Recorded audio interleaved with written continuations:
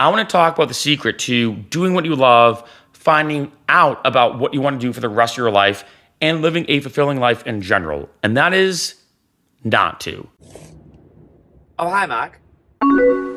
What's up, Freccero fam? Welcome back to my channel. We'd like to experience everything that life has to offer. I usually don't make videos like this, like a casual, raw, unedited fireside chat style video. But I've been wanting to make this video for a while because I feel very grateful that I've been full-time doing YouTube and music for the past 10 years. I've been able to have incredible experiences, make amazing videos, meet tons of people when traveling, have just one-of-a-kind experiences. And a lot of times I've had people being like, oh my God, Mark, you're so lucky. You get to do what you love. Or the fact that you figured out what you wanted to do for the rest of your life is huge. I wish I could. I don't know what I want to do for the rest of my life.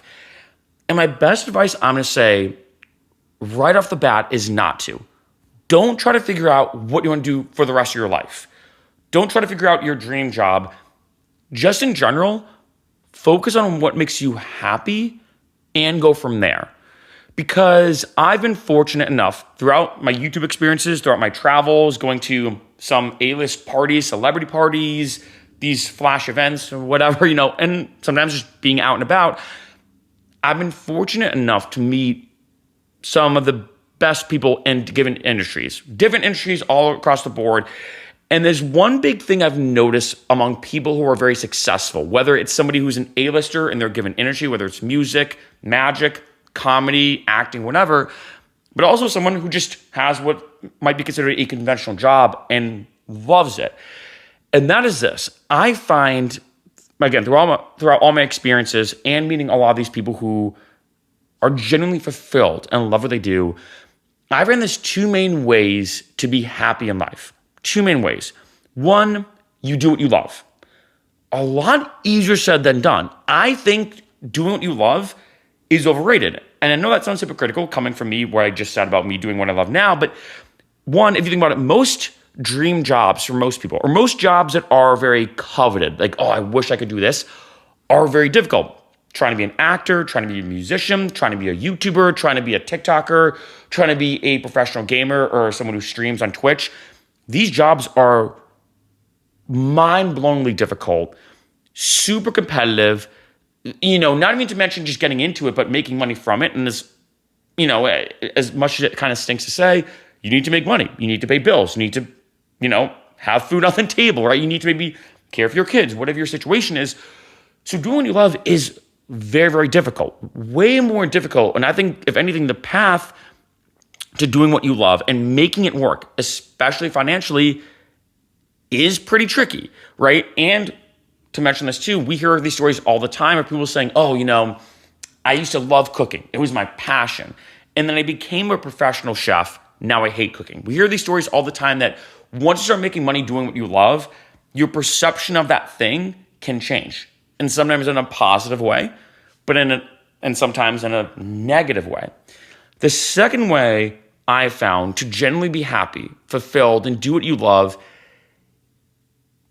is to do something that, maybe you're not obsessed with, but it allows you and gives you the means to do what you love. And I think path B is better, more efficient, and just more enjoyable for most people. For example, let's say you get a job, and I want to stress that word. It's a job, or let me say a career. You get a typical 9-to-5 job. Yeah, is that the most glamorous, mind-blowing thing in the world? No, but I'll be honest. As somebody who went through this path through entrepreneurship and everything, I used to hate on 9-to-5 jobs. No, you got to pursue your passion. But now I realize, you know what? There's a lot of advantages to the 9-to-5 job. Like a steady paycheck. They're a lot easier to get. Do you want to think of how many people are full-time accountants versus how many people are full-time actors? Way more accountants than actors in terms of full-time. A lot of actors struggle horribly just to make ends meet. When as an accountant, 9-to-5, granted, depending on where you work, if you work at the Big Four, it's a bit different than 9-to-5, but take like a 9-to-5 typical office job. In my opinion, very underrated. Very underrated. And this is somebody who I used to be big on entrepreneurship and kind of screaming at people, hey, you have to pursue what you love, go all out, blah, blah, blah. And you hear all these philosophical quotes of like, don't have a plan B because it distracts from plan A. But the best advice I can give is if your plan A is to do what you love, let's say to you, it's just playing the guitar. Let's say to you, it's reading. Let's say to you, you love hiking. You love traveling. Getting a job that gives you the means and gives you the ability to do these other things that you genuinely love is by far the best way to go, I think, for most people. I'm going to be honest. Use like a personal example. For me right now, I feel very blessed. If you think about it, when it comes to YouTube, for example, and music, it's remote. So a lot of what I do on this channel is traveling. I do vlogs. Like I was just in Lightning in a Bottle. I went to Mexico City earlier this year, or Tulum. I have done like month-long Airbnbs in Vegas to Colorado to all these different spots. I was in Costa Rica a few years ago. Like I have the ability to travel, do what I love, make videos, and it's amazing. But it took me years to get here, and I struggled. I mean, there were times where I lived in my van, in my car, because I had a Prius actually back in this day, during a Boston winter. I got mold in my car. It was brutal. I lived off canned food. I probably say I lived out of my car for 2 to 3 years, off and on. I would crash on friends' couches. It was brutal. And even when I went full-time into YouTube and music, the first year was in 2016, and I'm very transparent in all my videos.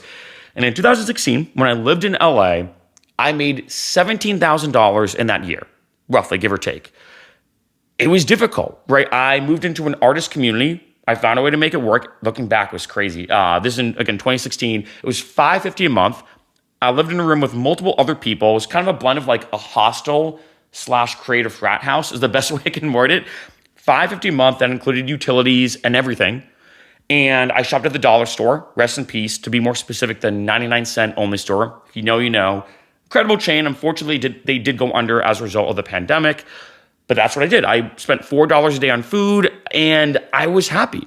But it was also a struggle. I mean, making $17K a year in 2016 in LA, I mean, when I'd go out, even buying a beer would be like, okay, I know it's happy hour. I know this beer's only $5. I don't know if I can do it. I may just have to be that one guy sitting at the bar, and I'll just have a water. I'll just have a soda, because sodas are usually free. Not always, but usually, and it was a struggle. And I did all this crazy stuff just to get there. And even when I went full-time on YouTube, it would be a struggle just to go out. And here's the thing. I woke up every day being happy, though. I woke up every day being like, you know what? It's crazy that I get to wake up, do what I love. It sounds like that cliche quote, like, a man is successful if he wakes up and goes to bed, and during that time, he does what he loves. I was able to do what I love and then go to bed. So yeah, maybe I didn't have literally any means or financial ability to do all this crazy stuff, but I was able to do what I love. And one of the biggest things that I love is traveling. And I stress this point because then I think, let me look back on my path. What happened with me? I went down path A, like I mentioned in the beginning of this video, making what I love, my career, my job, my passion, my everything, doing YouTube and music and all this kind of stuff. And I made it work, but it was a struggle. It was brutal. I went through crazy experiences that you probably wouldn't believe, and I'm not exaggerating that. And I made it work, but it was tough. And I think a lot of people would have been like, dude, this is BS. I'm not going to do this. But looking back on it, what if I chose option B? I think trying to look at things optimistically, one positive aspect from the pandemic is that remote work now is very common. Back in the day, it was not. I remember like Googling, talking with a bunch of my friends, especially one of them, trying to find ways to make money online. And this is in like the 2013, 2014 period of time. So it was about like over 10 years ago. There was no remote jobs. It was unheard of. Now, it's very common for people to work remote or work virtually or whatever. And so part of me says to people on this video, to use that again, I love traveling. And let's say you love traveling, to use a great example. We could either A, try to become a traveling YouTuber like I have, try to make all these TikTok videos and YouTube videos and do all this editing and spend God knows how many hours just to start making some money as like a traveling influencer or whatever. Or B, you could get a remote job, like say a remote 9-to-5 job, maybe doing data entry, maybe not the most glamorous thing, maybe not the most like flashy or sexy thing, but instantly you have a steady paycheck, you have reliable means, you have a reliable job, you don't have to stress about money, and it gives you the means to travel. And if anything, if your goal is to travel, in terms of the path of least resistance, the best way to do so is to just get a normal remote job and travel that way. I have friends who have a very high paying remote job who are like, yeah, Mark, I'm not gonna lie. Am I crazy about it? No, but guess what? This weekend I'm going here. This weekend I'm doing this. Next week I'm going here because I can. Now, am I obsessed with this job? When I was younger, did I dream of being a data entry specialist? Did I dream of being a marketer that does remote work? No, but I did dream of traveling. I did dream of meeting new people. I did dream of being able to wake up on a Saturday, and if I want to go and play guitar all day, I can because I'm not stressing about money. And this is a big thing I say to a lot of people. I think sometimes people look at, in some ways, trying to make everything work as best they can in terms of having to make that dream job work. In the path, especially because, like I said, most dream jobs are very, very difficult, very competitive, like I said earlier, that path can have tons of resistance, tons of harsh barriers, tons of immensely difficult obstacles. And looking back on it, if I had to tell myself something very classic saying in 2012, in 2013, when I really started pursuing all this stuff, my advice would be, dude, don't try making money on YouTube. Don't try making money as a musician or a DJ. Get a normal job that maybe isn't as rigorous as an accountant, because I will say I did start as an accountant in 2012. Get a normal 9-to-5 job, and then do YouTube on the side. That way I get to do what I love, doing YouTube, traveling, get a remote job, that kind of thing. And I can keep doing YouTube. And then once maybe YouTube takes off, then maybe I can transition. Then maybe once I have the means, maybe I can even double dip, make money from YouTube and make money from this remote job. And until then, just keep doing it. And I say this to so many people because it reminds me of this one story. And I love this story that I think a lot of times we look at life and pursuing things as almost like a line. Like, I'm here and I want to go here, and this is the way life moves in this like linear trajectory. But then you realize in a lot of situations, a lot of the paths in life are not actually a straight line. They're like a track, they're a circle, where you actually make this loop and you end up back where you started, but with better knowledge, a better perspective. Like, one thing I believe is that when it comes to nirvana or enlightenment, as you hear in a lot of philosophical books and theories and religions and practices, to me, it's the path to reach nirvana, this nirvana itself. And it's not a path of a linear direction, but a loop that you actually get back to where you started. And you realize that where you started off is actually the best possible position, but you have to make that loop to have that realization. And again, it brings me back to this one story that I love, which is a very, very, again, love this story, a very important way to look at things, especially when it comes to doing what you love. And this one was like Proverbs or whatever, When a businessman went to a very, very low-key country, was on the dock, 9, 10 a.m., and he met this guy, this fisherman, had some of his fish, and he's like, oh my God, this is the best fish I've ever had. Like, dude, how did you make this? And the fisherman's like, I've been fishing for a while. I do what I love. Like, I have a very low-key life, but I love what I do. And the businessman goes, well, if you don't mind me asking, what is your day like? Like, just tell me about your day. And the fisherman goes, well, I'm kind of a one-man show. I wake up when I want, hang out with my wife and my kids for a little bit, come to the dock, I fish, I'm on the water, it's very peaceful and serene. I fish for maybe 3, 4, 5 hours, however long I feel like it. I kind of fish when I want, come back, sell my fish, come back to my house, hang out with my neighbors and friends, maybe have a nice glass of wine, hang out with my wife and my kids, and then I go to bed. And the businessman goes, oh, you're doing it wrong. And the guy goes, what do you mean? He goes, no. Let me tell you, this is what you're going to do. This is what you do, right? I'll tell you this for free. This is on the house. This is what you're going to do. You're going to start waking up at 6 a.m. every day. And the guy goes, okay, well then what? He goes, what are you going to do? You're going to start fishing hard. You want to build an inventory of your fish, start selling more and more and more. Then you're going to hire more employees. And the fisherman goes, well then what? And the guy goes, well, you're going to hire more employees. You create like a fleet. You have one boat. You're one-man shop. You can't build a business that way. You can get 2 boats, then 3 boats, then 4 boats, then 5 boats, then 10 boats. You're going to create this huge empire. And the fisherman goes, well, then what? He goes, well, hey, this is where things really start to take off. Once you build a huge name, once you have, like, say, your business license and everything, then you can create a franchise. You're going to be the fish, the best fish to buy in your country, maybe even spread to different countries around you, maybe even the world, who knows? But you start creating a huge empire of all these franchises, boats, employees.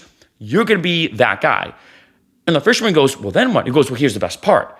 You start making hundreds of thousands of dollars, maybe even millions. This is good fish. Maybe even millions of dollars a year. And the fisherman goes, well, then what? And the fisherman goes, well, hey, this is the climax. This is the best part of all this. You sell it. You sell it, and you walk away with $10 million, hopefully, and you retire. And then the fisherman goes, well, then what? Like, what do I do after I retire? And the businessman goes, well, hey, once you retire, you can wake up whenever you want, hang out with your wife and kids, fish for a few hours, fish for as long as you want.